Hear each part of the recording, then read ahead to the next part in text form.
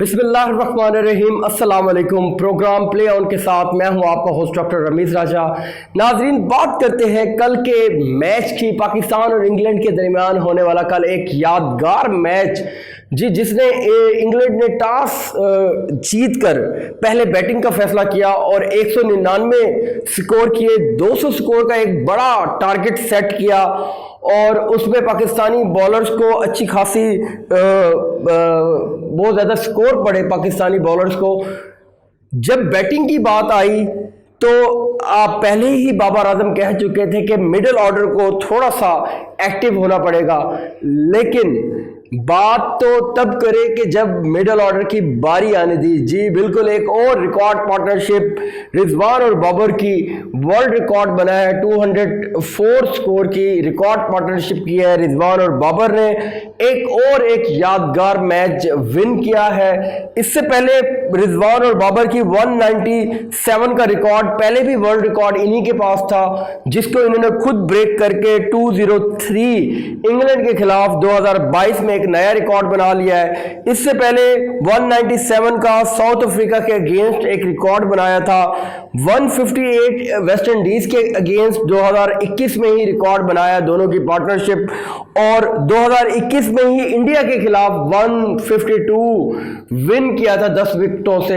ये 10 विकेटों से विन दूसरा विन है। पहले इंडिया से 10 विकेटों से पाकिस्तान जीता था और अब इंग्लैंड से पाकिस्तान ने ये विक्ट्री की है। 150 स्कोर इंग्लैंड के खिलाफ पहले भी पार्टनरशिप इन दोनों की हो चुकी है 2021 में।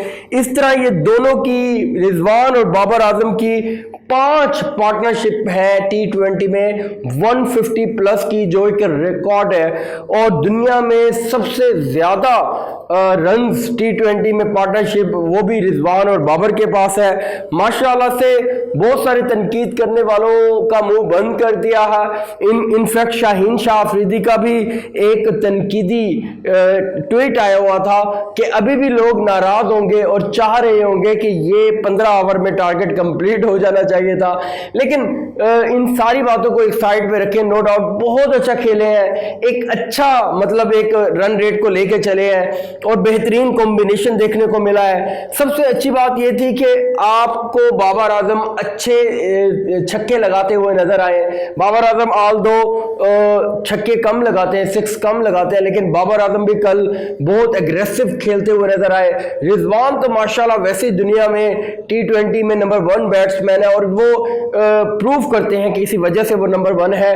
एक कंसिस्टेंसी आप देख लें, पिछले मैच में भी रिजवान ने 68 रन किए थे, अब एक दफा फिर एक अच्छी इनिंग खेली 87 रन की, और उससे पहले अगर आप फाइनल में देखें तो 50 प्लस स्कोर था श्रीलंका के अगेंस्ट। तो एक कंसिस्टेंसी आपको रिजवान की माशाल्लाह खेलने में दिखेगी।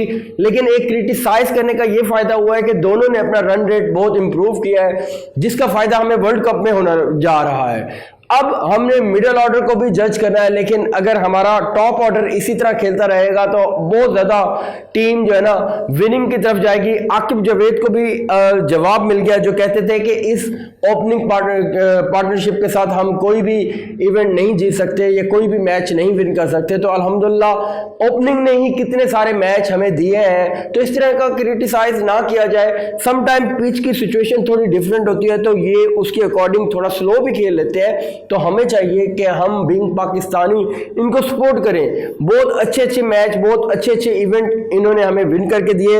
एक और रिकॉर्ड भी बन गया है इस वक्त। बाबर कल का मैच जीतने के बाद पाकिस्तान के मोस्ट सक्सेसफुल T20 कैप्टन बन गए हैं। इस बात में भी हम बाबर को कांग्रेचुलेशन देंगे, क्योंकि बाबर माशाल्लाह बहुत अच्छी कैप्टेंसी कर रहे हैं। आज एक दफा फिर बिना किसी गैप के पाकिस्तान और इंग्लैंड का तीसरा T20 मैच होने जा रहा है और उसी ग्राउंड में होगा। और इस वक्त प्रेशर जो है ना इंग्लैंड की टीम पे होगा, क्योंकि पाकिस्तान माशाल्लाह एक अच्छा रन चेस करके ये मैच जीत चुका है। तो देखते हैं कि टॉस क्या फैसला करता है। मुझे लगता है कि टॉस जीतकर पाकिस्तान को पहले बैटिंग नहीं करनी चाहिए, इंग्लैंड को पहले बैटिंग देनी चाहिए और रन चेस यहाँ पे बहुत अच्छा होता है। और दूसरी बात, पाकिस्तान में जो चेंजेस आई है, हसनैन को डाला गया नसीम शाह की जगह। मुझे लगता है कि नसीम शाह को ही रहना चाहिए। शाहनवाज धानी का जिक्र जरूर करना चाहूँगा। शाहनवाज धानी ने माशाल्लाह एक ब्रिलियंट स्पेल करवाया और जिस तरह उन्होंने हैट्रिक चांस पे गए, बहुत अच्छे तरीके से अपनी बॉलिंग, जो उनका एग्रेशन है वो उन्होंने दिखाया और जिस तरह उन्होंने सेलिब्रेट किया अपने ही अंदाज में, माशाल्लाह वो देखने वाली थी एनर्जी। तो माशाल्लाह ये देखिए शाहनवाज धानी को कभी भी नहीं बिठाना चाहिए, इनको इन करना चाहिए, शाहनवाज धानी को ज़रूर रखना चाहिए आगे। ये हमारे बहुत अच्छे फ्यूचर के फास्ट बॉलर साबित होंगे। नसीम शाह को भी इनको चाहिए कि ना बिठाएं, जिस तरह हसनैन को लेके आए हैं, नसीम शाह को ही बार बार उसकी प्रैक्टिस करवाएं ताकि वो वर्ल्ड कप के लिए तैयार हो, क्योंकि नसीम शाह ने अभी तक 5-6 मैचेस खेले हैं, एशिया कप में ही डेब्यू किया है, तो जितना ज़्यादा खेलेंगे उतना ही वर्ल्ड कप के लिए ज़्यादा प्रिपेयर होंगे। इनको चाहिए कि हसनैन की जगह दोबारा से नसीम शाह को लेके आए। और शादाब की वापसी के लिए हम बहुत ज़्यादा बेचैन हैं, क्योंकि स्पिन डिपार्टमेंट उनकी कमी फील कर रहा है, उनके होने से बहुत ज़्यादा फ़र्क पड़ता है। लेट्स सी कि शादाब कब रिकवर होकर वापस आते हैं। तो इंशाल्लाह आज की जो मैच होगा शायद 1-2 चेंजेस करें कि शादाब की वापसी और नसीम शाह की। बाकी टीम माशाल्लाह फिट है। देखते हैं जी खुशदिल क्या करते हैं। खुशदिल को बार बार मौका दिया जा रहा है और देखते हैं आज का मैच कौन विन करता है। नाजरीन, इसी तरह आप लोगों के साथ हम अपडेट्स शेयर करते रहेंगे। अपना रखिएगा बहुत सारा ख्याल। अल्लाह हाफिज़, फी अमान अल्लाह।